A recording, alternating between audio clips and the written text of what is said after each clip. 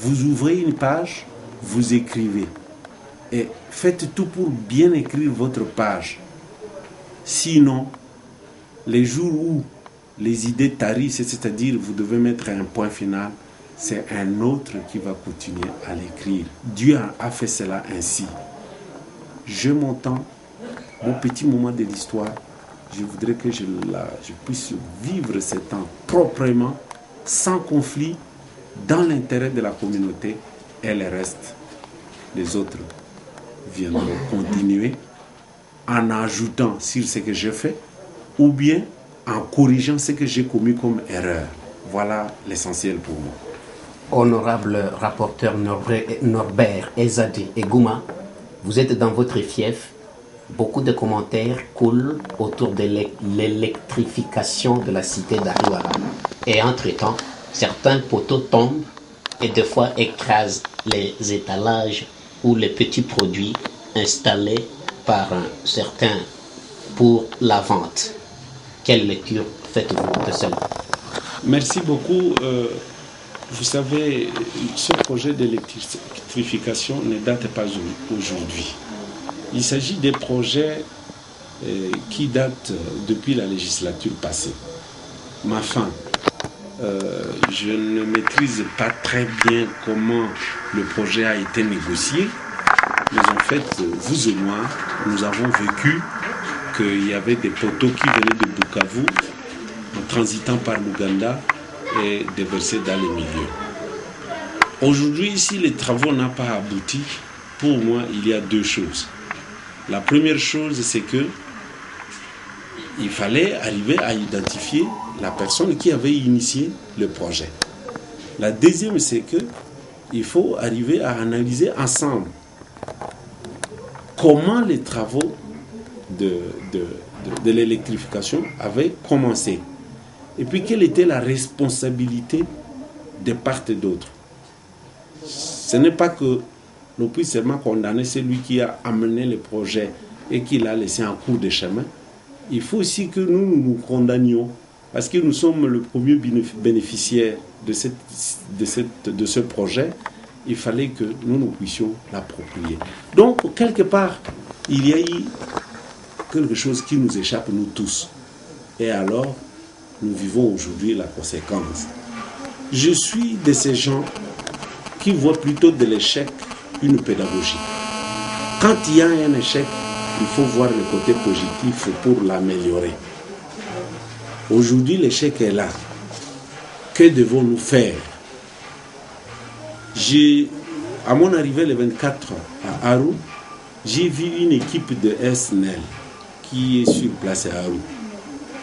Est-ce que c'est pour relancer les travaux, pour corriger ce qu'il y a à corriger? Je ne m'en suis pas encore suffisamment informé. De la même manière, moi j'ai appris qu'il y a 2 groupes électrogènes de grande capacité qui sont déjà sur place et que les travaux seront repris par la SNEL. Qu'à cela ne tienne, en tant que législateur, moi je dois vous rassurer que la SNEL passe de l'entreprise étatique à une entreprise commerciale. Donc, son produit, sa marchandise sera désormais l'électricité. Et au même moment, la loi que nous sommes en train de voter ces jours-ci, d'examiner, d'adopter ces jours-ci, privatise l'électrification. Donc, face à cette loi-là, face à des dispositions nouvelles, il faudrait que nous puissions ensemble nous asseoir pour voir dans quelle mesure on peut récupérer, pas rejeter, ni combattre simplement en étant assis. Il faut être actif, voir quelle est la voie de sortie de cet échec de ces projets. Puisque on a dit que ça allait être branché sur une centrale hydroélectrique en Ouganda. On est venu solliciter l'apport de la population pour la construction du barrage de Gungu. Et puis, on nous dit qu'il y a 2 groupes électrogènes, une centrale thermique qu'on a placée ici. Et finalement, on ne sait pas exactement là où les problèmes se situent. Nous sommes en train de spéculer, mais ne travaillons pas sur la spéculation. Les poteaux sont là. Que disaient les projets? Pourquoi le projet a échoué? Qui en a été l'initiateur? Ensemble, on s'est dit, l'erreur s'est glissée à tel niveau et qu'il faut maintenant redémarrer sur des bases nouvelles. Voilà, monsieur le journaliste. Dans le chapitre de l'économie, au centre des négoces d'Ariwara, les activités commerciales sont en train d'être délocalisées. Commentez. Merci beaucoup. Moi, je pense qu'il faut affronter les choses de face. Il faut que nos opérateurs économiques d'Ariwara se réfèrent à l'histoire pour que Ariwara soit aujourd'hui un centre de négoce avec cette image qu'elle a aujourd'hui. D'où est-il venu? Pour qu'aujourd'hui, l'on dise que les activités sont en train de s'estomper et finalement il faut peut-être déménager, il faut fuir. Ariwara n'a pas existé, n'est pas tombé du ciel. Ariwara, c'est un effort constant de ceux qui ont voulu que Ariwara soit ce qu'il est. S'il y a un problème de léthargie, un problème de difficulté, je peux dire qu'il faut considérer ces difficultés comme des accidents de parcours qui interviennent dans la vie de tout être. Je parle en contrôlant mes mots, de tout être. Il est dit dans la théorie des civilisations, les civilisations naissent, grandissent, font parfois des déclins et renaissent encore, grandissent, déclinent, et ainsi de suite. Alors, si c'est une étape où il y a une dégénérescence, il faut s'attendre à une régénérescence. Le gros des problèmes maintenant, comment passer de la dégénérescence à la régénérescence? Je voudrais partir par une illustration. Allons-y. Dans notre milieu, le premier centre qui est resté dans la culture de Luba, un véritable centre de négoce, c'était Adrangha. Et il y a une chanson célèbre qui a immortalisé cette image de chef-lieu des Aluru appelé Adrangha, qui dit ambiance c'est Adrangha. Ambiance, c'est-à-dire la vie, la jouissance populaire à l'époque de Blanc, à l'époque coloniale, c'était Adrangha. Ok? Et puis, Adrangha est tombé à désuétude. Si ceux qui avaient construit Adrangha à l'époque du colonel Denis, qui a même laissé un monument à Adrangha, avaient tenu bon, avaient trouvé ce de quoi ils pouvaient corriger les causes de cette déchéance, de cette dégénérescence, Adrangha resterait. Mais Adrangha s'est passé à Yuku. Il y avait un coin à Yuku qu'on appelait Obolofoko. Donc un quartier où les grands boss allaient faire leur ambiance et ils étaient enfermés dans de très belles paillotes et tous les produits vivriers qu'on sort, c'était à Yuku. Yuku a eu son temps. De Yuku, cela s'est déplacé à Nderi. Mais peu avant Nderi, à part que vous voyez ici, tout à fait au nord, il y a un grec qui s'appelait Panaras. Il s'était installé à Apa. Tout le monde ici vivait à Apa. Mais allez-y voir aujourd'hui ce qui est Apa est devenu. Selon les indiscrétions en notre possession, il semble que c'est le pléthore de taxes qui fait fuir les opérateurs économiques. Non. Dans tous les pays du monde, l'État a toujours eu la politique, du moins les moyens de sa politique, en imposant des taxes, des impôts à tout le monde.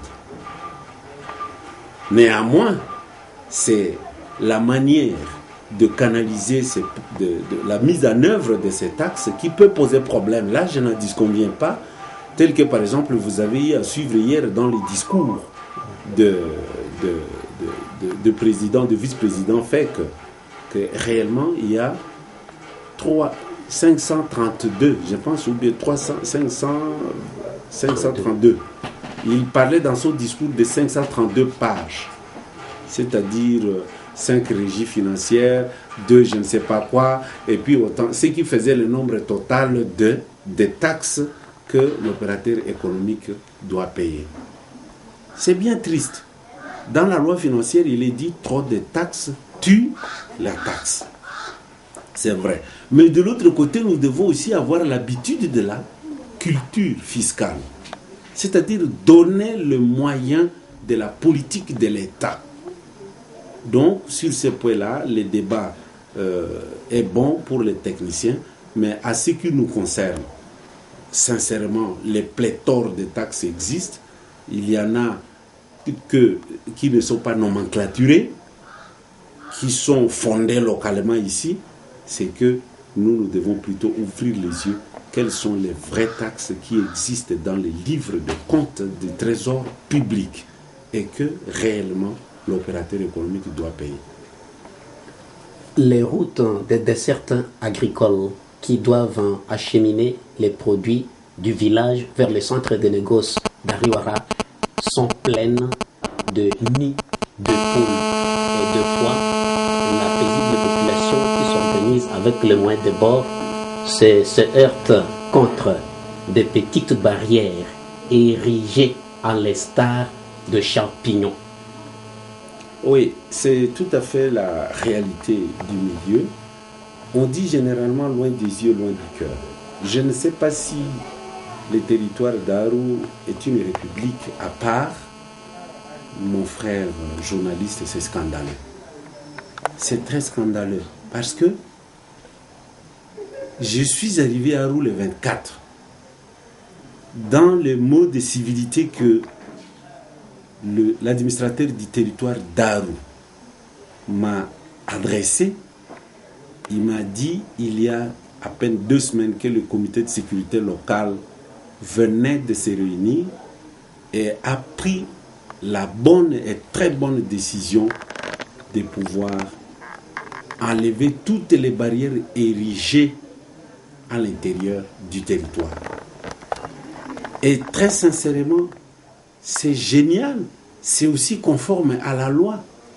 Nul ne peut ériger une barrière à l'intérieur du territoire national.